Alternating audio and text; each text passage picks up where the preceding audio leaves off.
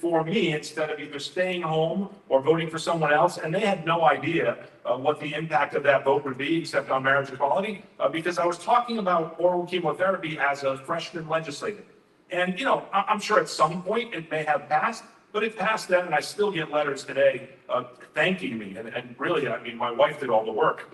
She opened my eyes to this terrible injustice based on the fact that the wealthy can get these treatments that the middle class and the poor, the working poor cannot. And it's devastating. But those are the stories I tell to try to let people know, you know, your vote really matters. Being an American is being an active citizen, and there's no better way to act. I tell the high school kids, by the way, I love a good protest.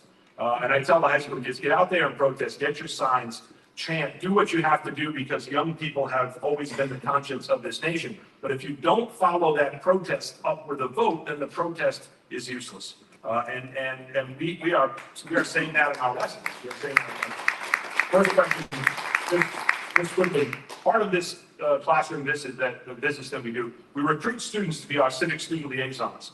And we recruited over 90 over 80 in the first session, 90 in this session. And they come meet with our staff, and they meet with media folks and journalists and legislative leaders and community advocates and nonprofit leaders throughout the year. And then that culminates in a 3-day immersion. And to Secretary Thomas's point, we teach them about how to navigate state government, state and local government. And they spend 3 days, they stay in a hotel, they meet with the judiciary, they have lunch with the judges, they have lunch with legislators, they question the general officers. And it's challenging because those programs, and I'm sure you've all heard of Close Up, and many of you may have been on Close Up, but Close Up is expensive. And it limits the students who can actually participate. And we had a similar program in Rhode Island back in the 80s, but it was expensive. And so our goal was to raise enough money so that every student from our poorest district in Central Falls to our wealthiest district in Westwood or Barrington could participate in this program. We raised $80,000 through philanthropic efforts, unions, community org. I mean, there were people that wrote $200 checks for us. And these kids came together, they immersed themselves in state government. That's a challenge because people don't want to fund democracy efforts. And the head of our major foundation in Rhode Island, who used to be a congressman, David Cicilline, told me, I never thought that democracy would be kind of a charge word, that people would push back on promoting democracy, but here we are. So we had to work really hard, and that is a challenge, to make sure that every student has access to this program. We just started another cohort. I think 42 high schools are represented, and so that's more than half our high schools where these kids are meeting each other. They're doing action civics projects. They're recruiting poll workers, they're registering voters, they're doing participatory budgeting, and we bring in the voting machines so they can vote on real ballots for participatory budgeting. Those are challenges, but they're worth the effort. It sounds like you're overcoming those challenges beautifully, very inspiring. What we could probably take home from that. Well, please, Judith, would you like to weigh in on that as well, some challenges, and then what do you say to people that don't think their vote counts? So I agree with the Attorney General. I never use the word apathy when talking about the Indian vote, because it is like blaming the victim, because the voter suppression that Native communities face is systemic, and structural, and therefore we can do something about it if we're organized. And so the kind of civic engagement that we are developing alongside of Advanced Native Political Leadership, Illuminative, Indian Collective, a crew of the National Congress of American Indians. Nationally, we're in alignment with national groups who believe that we must approach the electoral arena with our values, with our traditional indigenous values, which, by the way, I would say that it's a framework, a worldview that is like medicine, and therefore should be a part of your own framework, and that is community matters, the circle. Everyone has a role, and that we're on a time continuum since the beginning of time. We are in the present, but we are working towards the future. So the only place where the future and the past come together is now, today, and therefore what we do matters. And so that indigenous framework is how we're approaching the voter engagement at the grassroots level. Because frankly, for communities of color, every vote hasn't counted. It never has. But when communities vote together, it has a huge impact. So I'll give you an example of how this works. You know, everybody knows about Standing Rock and the struggle against the Dakota Access Pipeline. And you have to remember that that struggle on Standing Rock Reservation ignited a global movement of people who are concerned about Mother Earth. It is a majority concern, majority, globally and in this country. So is the right to abortion, so is gun safety, so is economic security. So for Native people, we're not saying our issues are the only issues. We're saying our issues and what we stand on is on behalf of humanity. And our traditional cultures speak not just about our people, but about humanity and Mother Earth. And so we're building an approach that is based on values. And I have to say the anti-democratic forces in this country are very, very strong on their values. And this is the first time in our collective history, we are working at a time when there is a mass movement of millions who have diametrically opposed values to ours, to humanistic, holistic values for how we come together to deal with climate crisis, to deal with bodily sovereignty, to deal with safe communities and the economy. So all of the old ways of voter engagement are not going to work as effectively as they may have in the past. It is because we have to reach people with our values. So in 2018, I'll give you an example. After the Dakota Access Pipeline, we interrupted the dominant narrative of who we are as Native people in the 21st century. We showed the world who we are. 2018, the state legislature of North Dakota passed a law saying that you can only vote if you have an address on your ID. It got national news. You know why? Because it was a retaliation against the uprising and to protect the Missouri River. Now, the struggle to protect the Missouri River at Standing Rock was a struggle protecting the water for 17 million people downstream. Not just the 10,000 Standing Rock Sioux water supply, 17 million people. So when that law was passed, the tribe invited me to organize this alliance and the Native American Rights Fund to go there to help lean into sovereignty, to do what city governments, county governments do, create addresses on the res, because on the res we don't have addresses. We have post office boxes.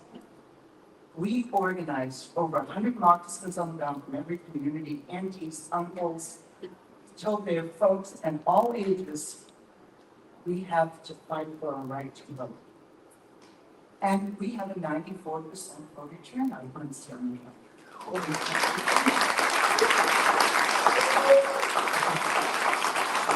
And what we had to do, the hoops we had to jump through, was that we had to go to the houses, and many houses on reservations, like 2 to 3 generations, just like in Latino and Black communities, 2 or 3 generations in one house, and literally drive them to the tribal office, get new tribal IDs, supported by a university in California using GIS, create addresses, and then go to the county office to file, to vote early, absentee ballot.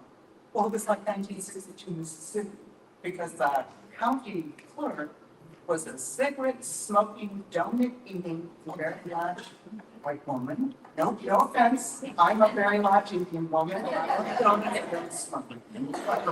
But she was just out of 1962 Mississippi, and she was just evil.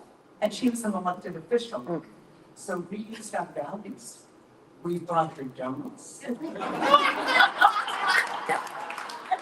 have to buy her children. She's getting annoyed as hell. What happened on election night is this. She was used to taking the voting machines back to her garage to drink some bourbon and smoke some cigarettes and eat donuts. One of the county sheriff, who was also an elected official, and they would count the votes. That was 2018, honey. 2016. And what we did is we said, no, look, we'll stay here. Her wait, she said, well, no, it's going to be all night. I said, we have nothing else to do. And you did, and she lost her election. You didn't want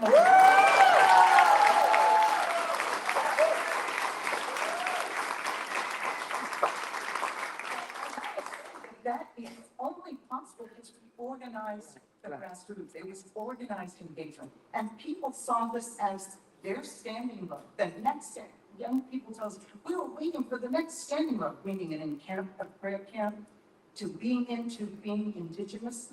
I gotta say, indigeneity is something that should be the medicine that you all use.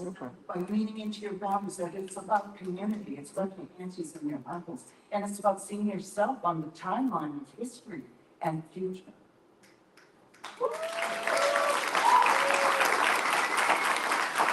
One, how can we follow that? And two, I could never think of donuts the same way.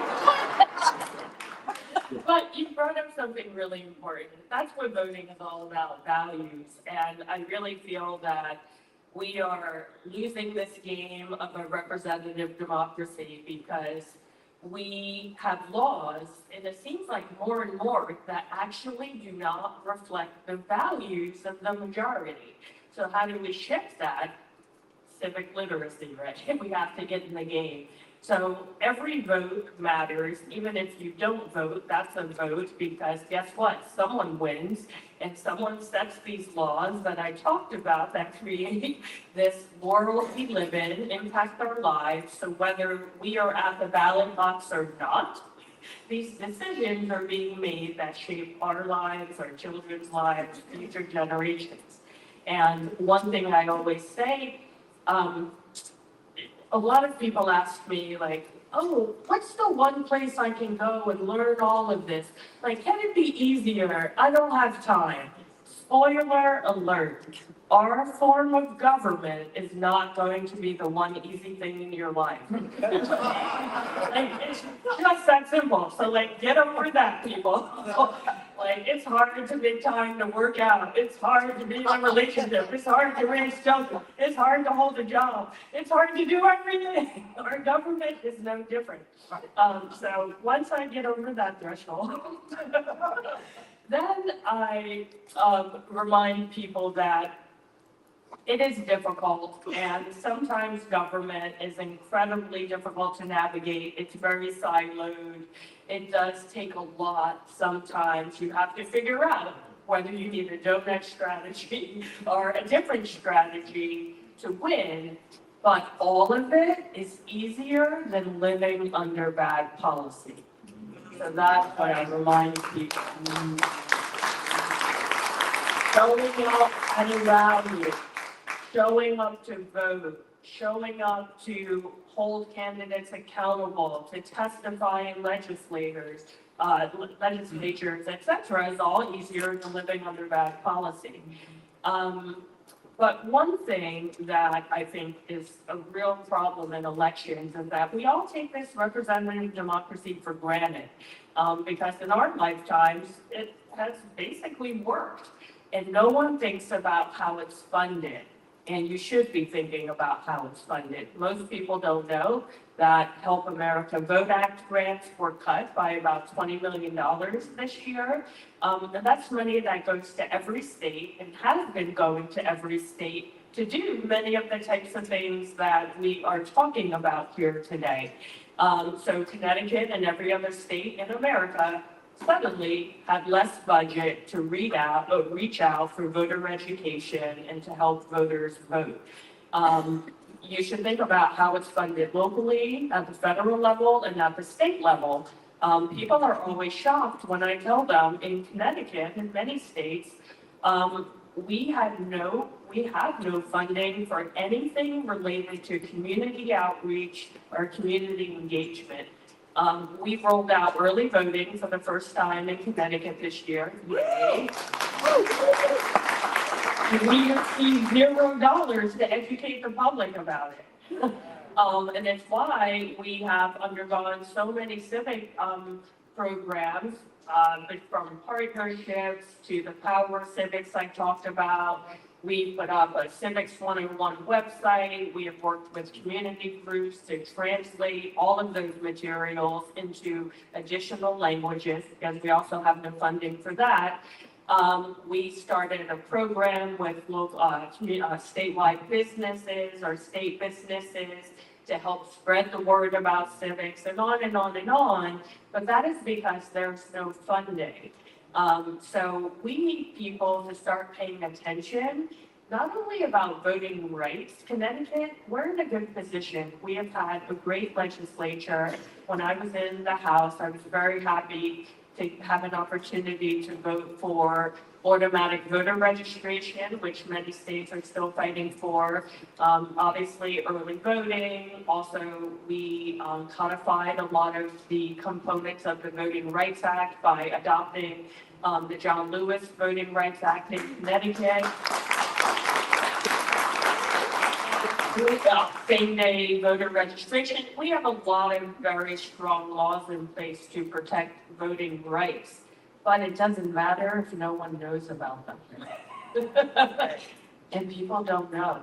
So I encourage everyone to look into how your elections are funded, because we need legislators, and there's not that many like Greg Amore in Rhode Island when he was in the legislature who were fighting for these space.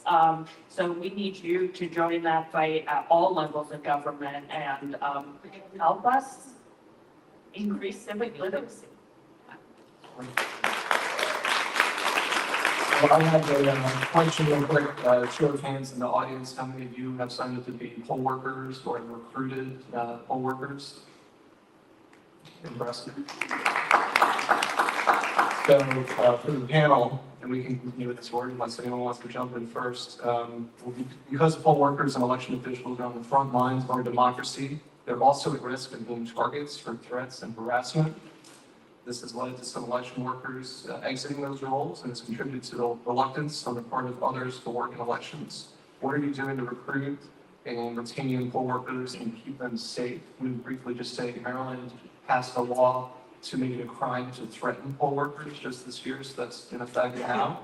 And anyone who's an election official, please make sure the State Board of Elections is aware of that. The State Board of Elections in Maryland really runs our elections. The Secretary of State's office has their role, and please, if you're a Maryland resident and feel threatened, there is a law that protects you now. Yeah, it's really an incredible challenge, because while in Rhode Island we have not seen elections officials or poll workers threatened, we have seen them harassed, and pretty significantly. And, you know, the news media covers the entire nation. And so Rhode Islanders watch what is happening around the country, and they say, why would I want to do that? Why would I put myself, my family at risk by serving as a poll worker? You know, what we try to talk about, and our student group has recruited poll workers. Many of them are poll workers. They recruited poll workers from their schools. We try to talk about how patriotic it is. You know, we have a tendency to talk about patriotism in certain ways. But this is a patriotic service, right? As important as any patriotic service, to serve as a poll worker, elections administrator, to preserve and protect democracy. I mean, we have to start being inspired a bit, right? There has to be some inspiration, and we have to talk about serving as a poll worker in the broad sense of service to one's community. And it doesn't pay well, and you can be harassed, and you can be threatened, and it's intimidating, but it's so important. And so we've engaged in a few efforts. Our student group is working very hard. Many of them will be at the polling places this coming September and November. We have created an initiative, because we are also the business services outpost for the state of Rhode Island. All businesses register with us, and we maintain their business with the Secretary of State's office. We've partnered with our business leaders to try to convince them, and I know we have a few on board already, but we hope to continue to convince them to give a paid day off to their employees, so that they can serve as a poll worker, and we're going to launch a more intensive effort soon. But there's a system in place that is incredibly restrictive. Same poll workers, the woman with the donut, she's been there forever, right? So to expand into areas of business, students, Get the Vote, which has done a great job of recruiting hundreds of thousands of poll workers, because those folks then go home and into their workplace and they talk about the system. And they talk about how secure the system is, and they talk about how well the system is run.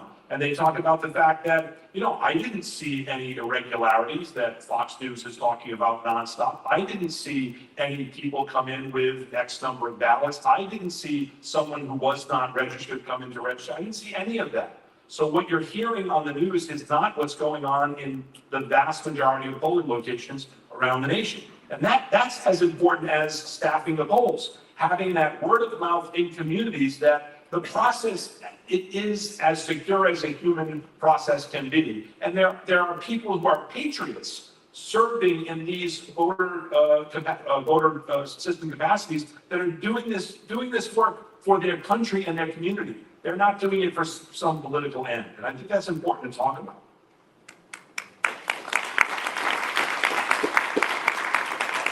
Governor Moore would agree with you on the call to service. And it's really important to give people the kudos that they deserve for serving in any capacity.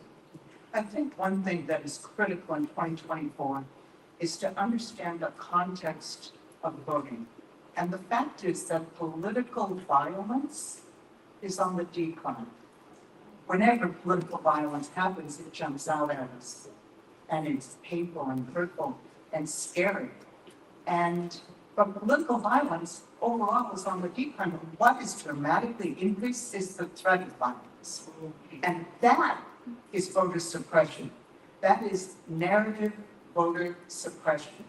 So we have to kind of do what Mr. Amore is saying, Attorney General Amore is saying, that we have to get people geared up to go as an active service and protection of our communities, to go to be poll watchers, to be on site, to be there, encouraging people to exercise their democratic rights. So, for example, we need to use every means necessary. In Montana, in 2020, there was a situation, and I think that you will see this in a number of the states where Native people are concentrated, where like Arizona and Nevada and Montana, Wisconsin, Michigan, places like that, in rural areas where it was reported that there were guys showed up with pickup trucks, not Indian guys, with guns,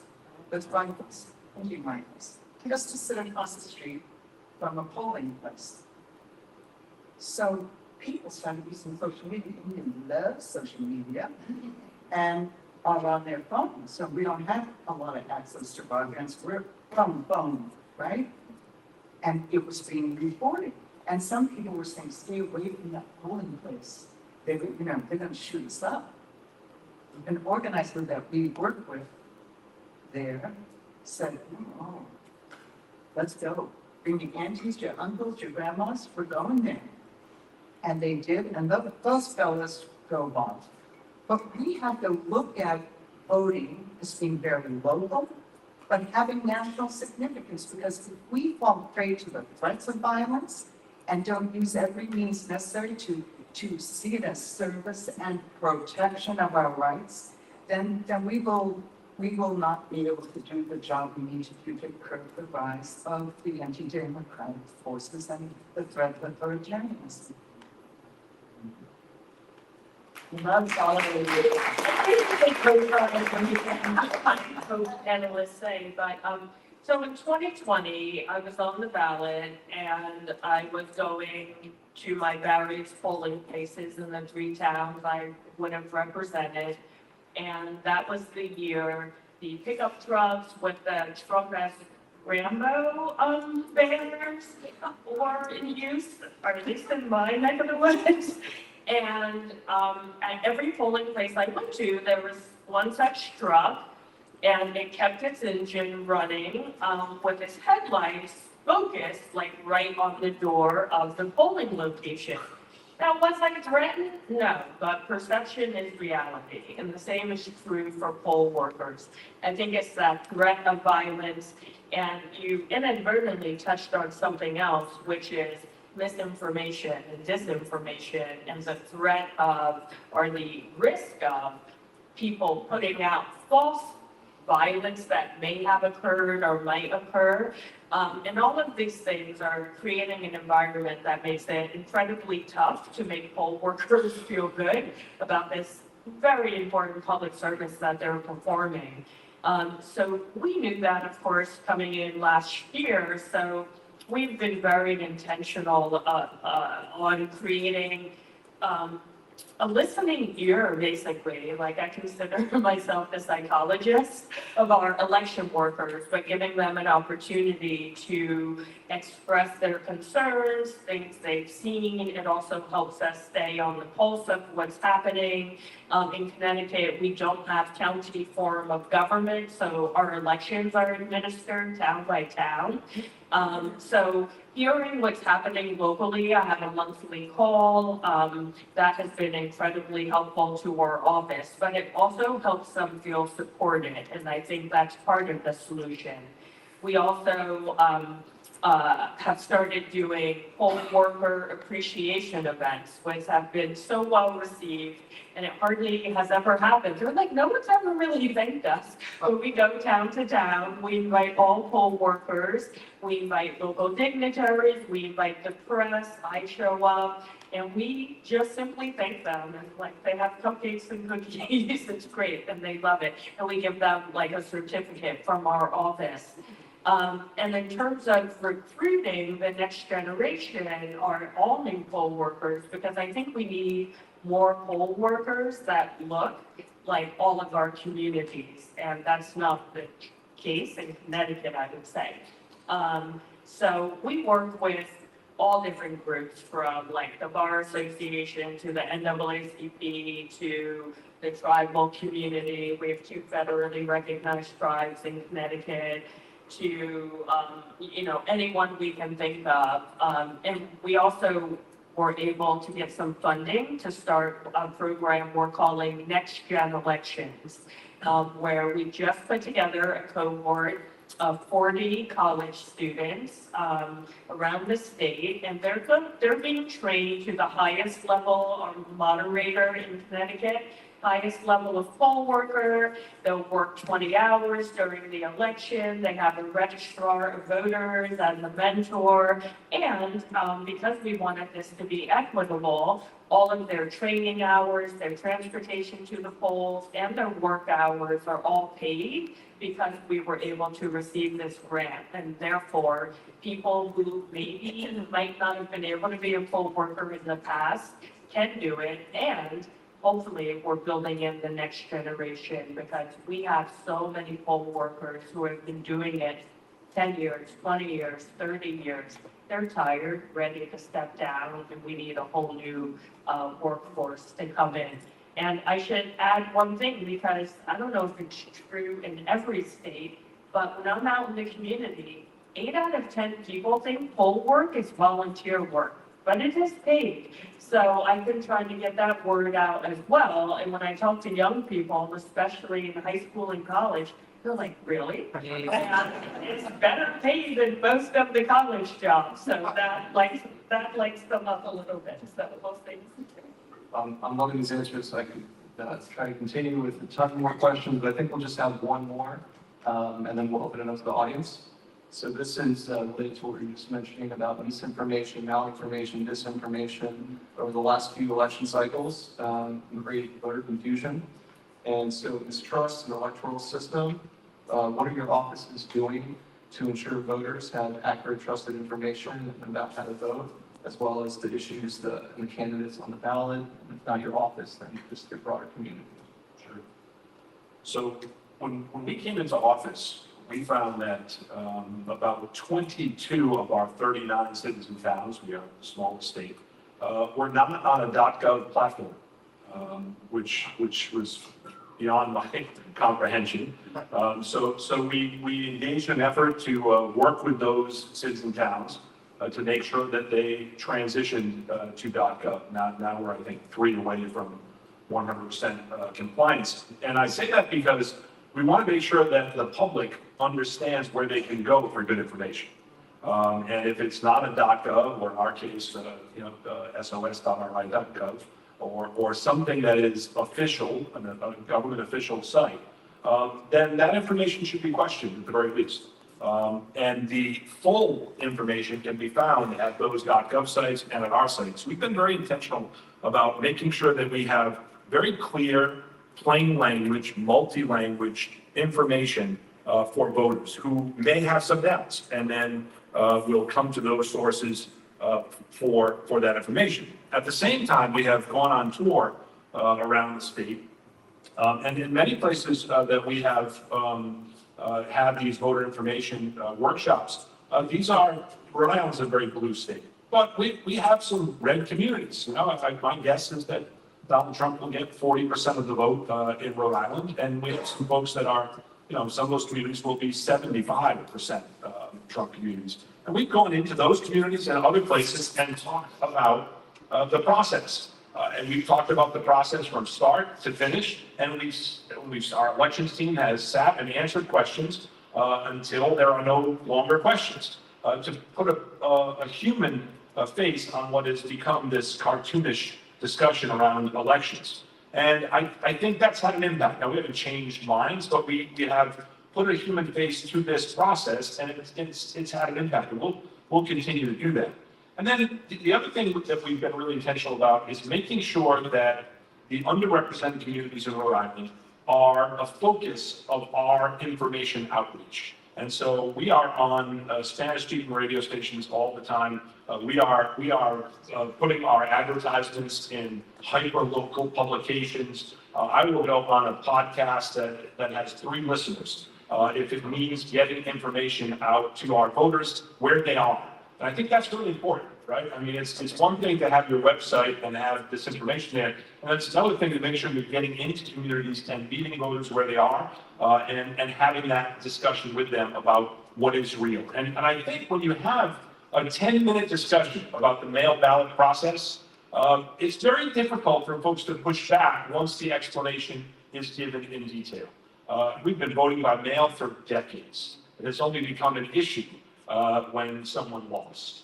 And that's incredibly un-American, right? I mean, people talk about American exceptionalism, I've taught U.S. history for a long time. American exceptionalism is we have school shootings all the time. That's certainly exceptional to the United States. But one of the great American exceptionalism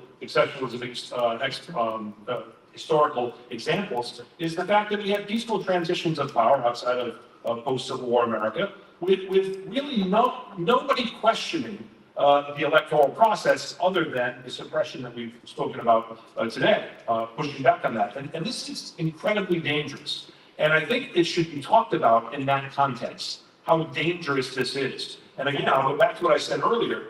If we're focused on this non-existent fraud, and read what the Brennan Center for Justice has to say about this, it's very comprehensive, then we're ignoring the continued attempts at suppression. And that gets overwhelmed, and we cannot have that happen. So, we're lucky. We're in a small state. We can get to many corners of that state, and we can get into just about every media outlet and get this information out there, and that's what we're trying to do.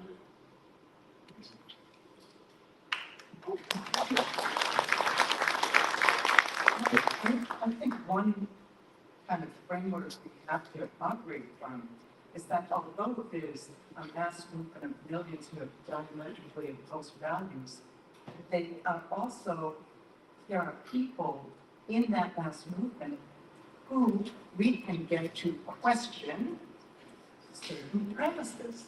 And the work that is being described in Rhode Island is just that kind of work.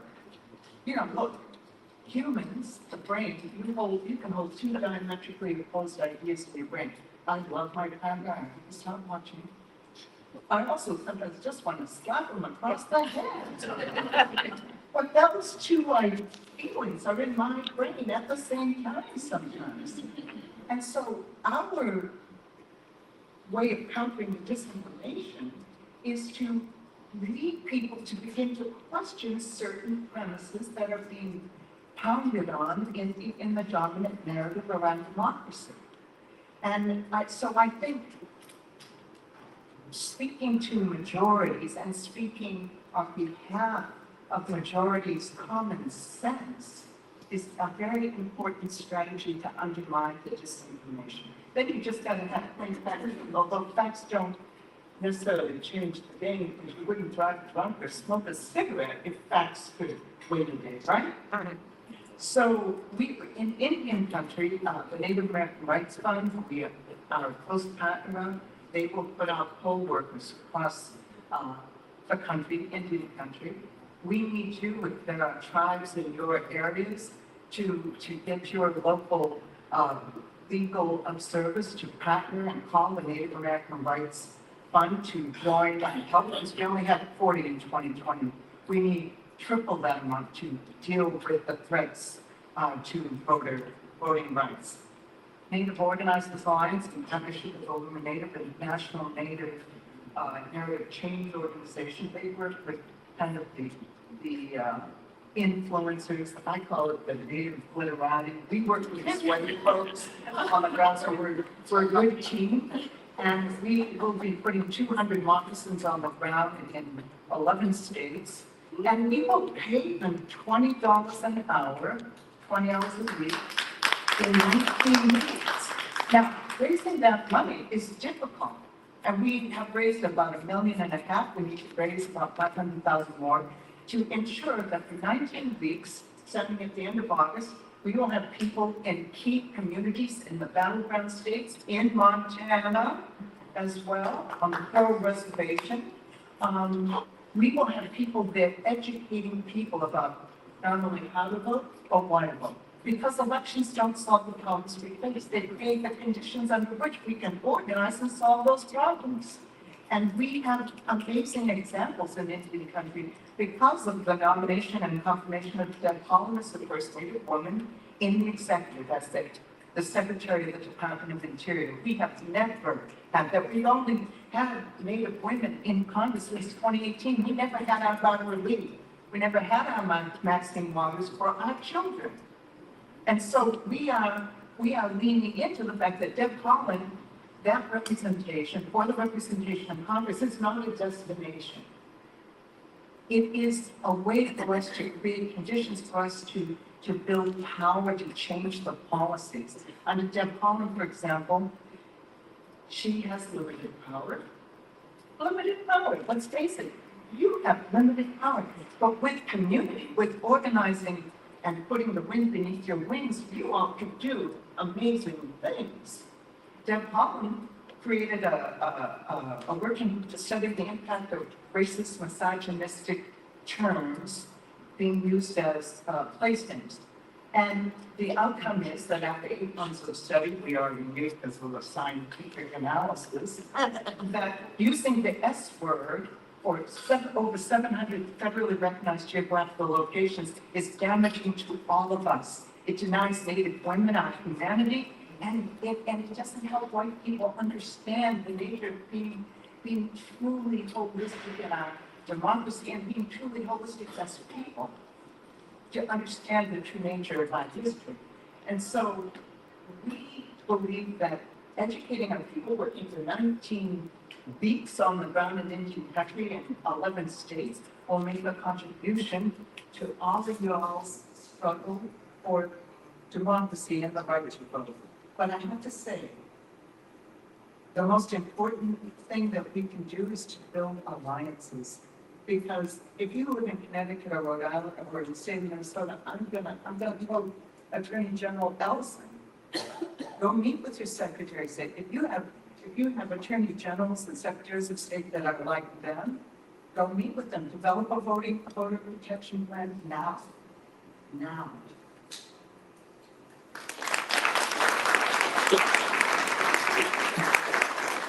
Yes, the people have always been the power behind these United States of America. But in terms of misinformation, we're being killed with national news.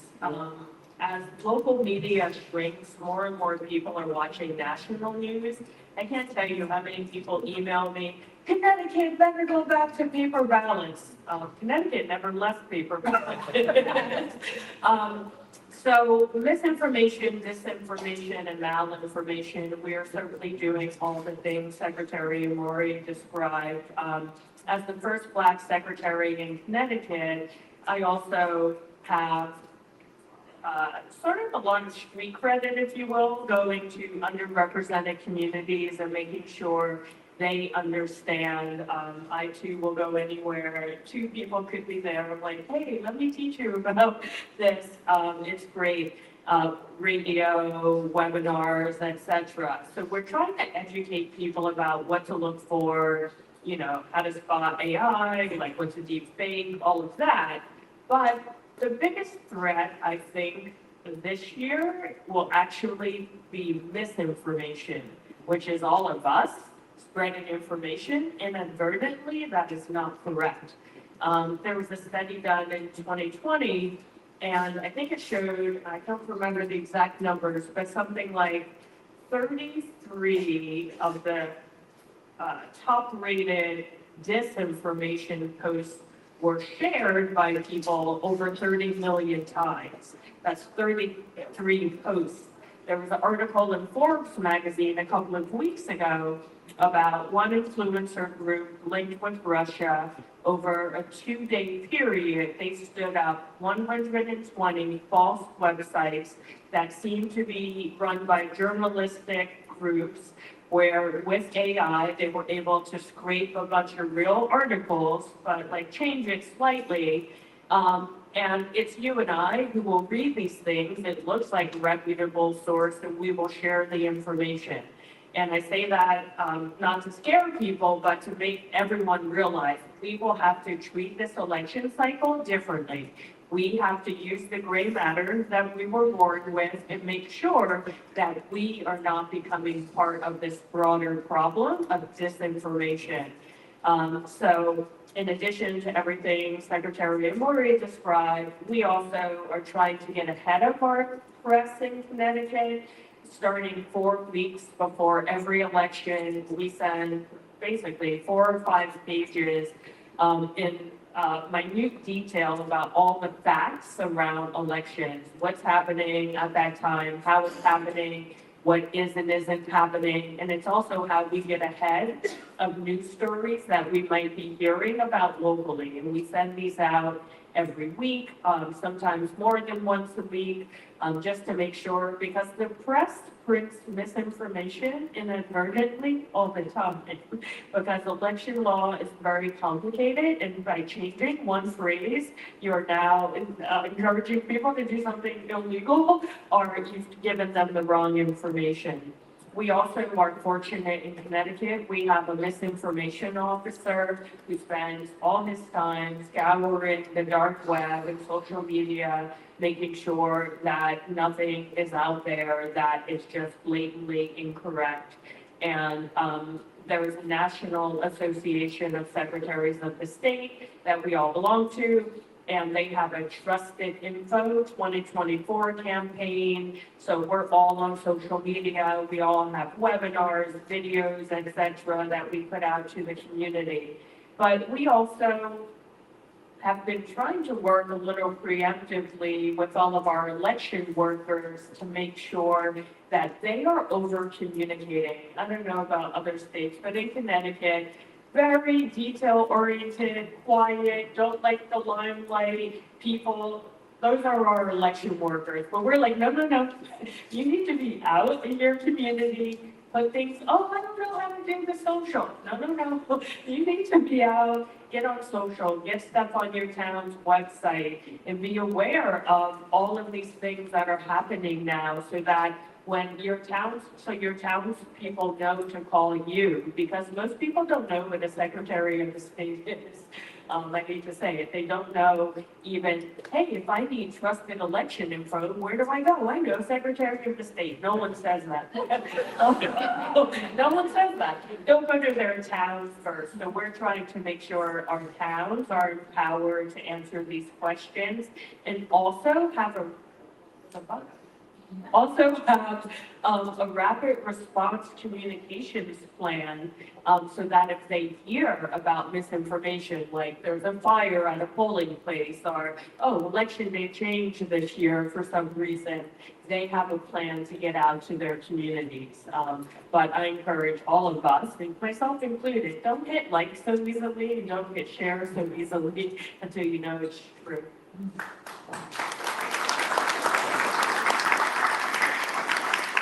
We want to open up for questions. I did want to highlight in Maryland, there is a new resource, a portal. If anyone encounters misinformation, they can report that to the State Board of Elections, and then they can investigate it and make it public that there's misinformation.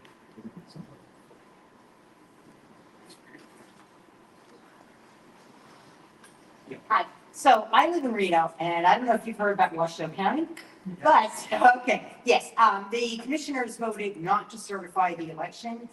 They are currently being sued by the Nevada Secretary of State's office, so do their job. But one of the commissioners after the soup cloud said, oh, I actually want to reconsider. They are meeting this Tuesday to reconsider that vote. I have 3 minutes to give public comment. What would you suggest for messaging to encourage them not to cave in to the unfounded rumors that the right-wing hate machine is generating and do their jobs? Thank you.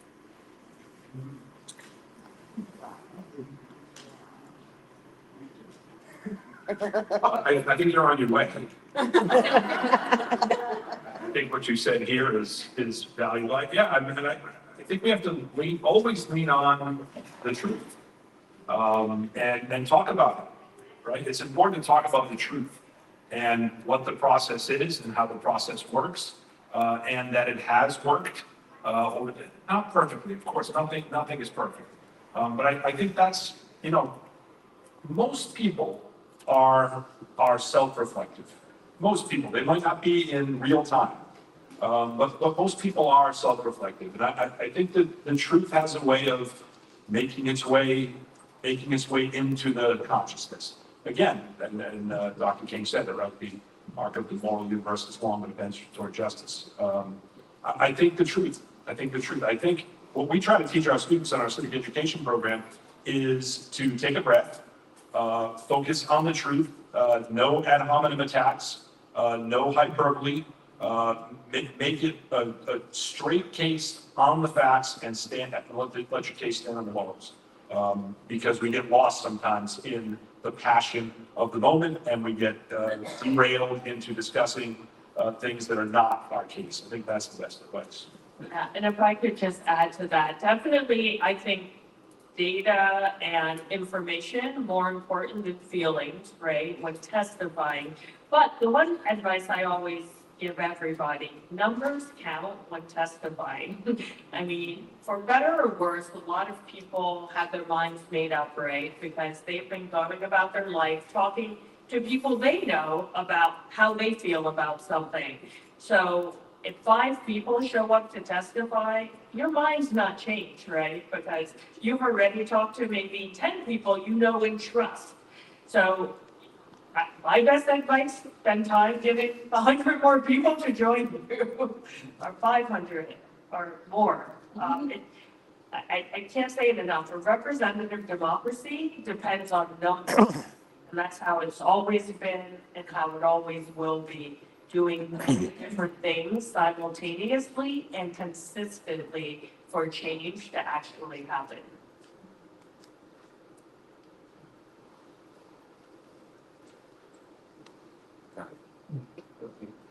I'm Jonah Makofster from Public Citizen, and really grateful for the panel and great to see you all, some of you again. I think it's important that we celebrate victories too, that a record number of people voted in 2020, some of the things you acknowledged, like passing the Voting Rights Act in Connecticut, the trends in Rhode Island and Connecticut to expand vote by mail, no excuse ballot in Connecticut.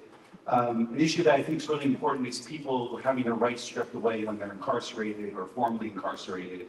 And, you know, there are states like Vermont and Maine and Puerto Rico, and you see that never take away those rights. And I'm wondering what you think about, you know, there's a trend towards restoring rights, and what do you think about that trend and doing that in your states? I'll just say quickly, I think it makes sense. In Connecticut, we have some administrative barriers, even to people who haven't lost the right to vote. So we've been very intentional about trying to solve those barriers. We need some law changes, even to make voting in the location where you are incarcerated, work, because right now it's not working very well.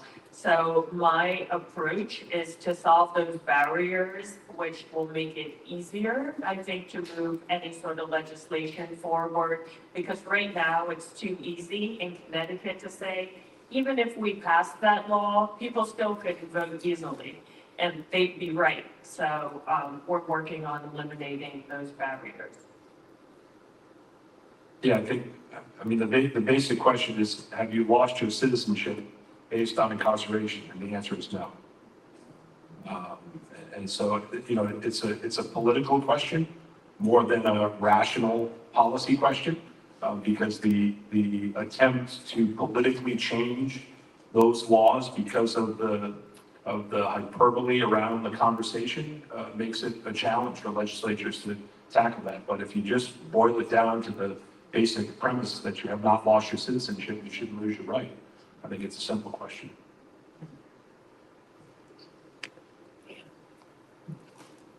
Oh, okay. I'm with the Tennessee Holler, and speaking of which, we have the highest percentage of disenfranchised Black folks in the whole country in Tennessee. There was just a push to send out letters to recently naturalized citizens, warning them that it's a felony if they vote, even though that's not a thing in Tennessee.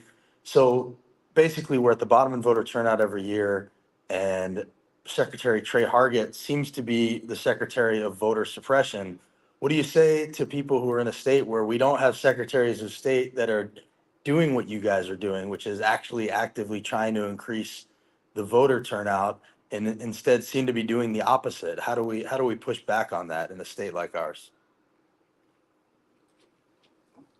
I mean, you gotta find ways to sue people. I would say in general, like, these are easy answers to say. I don't know the specifics, but secretaries of state often fly under the radar, and people don't work on those campaigns the same way. They work on other campaigns. So when there is an alternative candidate out there, getting volunteer support, getting funding, etc., so that perhaps more fair-minded secretaries can be elected, that's important as well. But most election law is law, so the secretary has some discretion to do some things, but maybe it's a law route that you need to pursue to change some of the laws so that the discretion is less harmful. And in the state of Tennessee, you have a very strong and vibrant pro-democracy movement. And the struggles in the state legislature have inspired people nationally and have helped to illuminate how grassroots community needs need to be at the center of how our elected officials work. And so I have confidence that the movement that's developed in Tennessee will be able to challenge and contain and quarantine any attempts to limit the democratic rights of the people. It's difficult because we get to a point by 1980 where the Voting Rights Act was continually renewed without issue, right? Bipartisanly renewed, and we're at a point now where it's been torn apart time and time again through both legislative and legal action. And, you know, people would rather talk about the price of eggs But we need to talk about this, right? So we need to talk about, and I'm gonna sound like a history teacher because that's what I am, but we have to talk about the history, the hard-earned gains that were made over the course of American history, and were accepted. Tennessee, had two of the senators that voted against the Southern Manifesto. I mean, incredible history that needs to be talked about because we have to have some perspective and put people back onto what is important because the price of eggs will fluctuate. Thanks.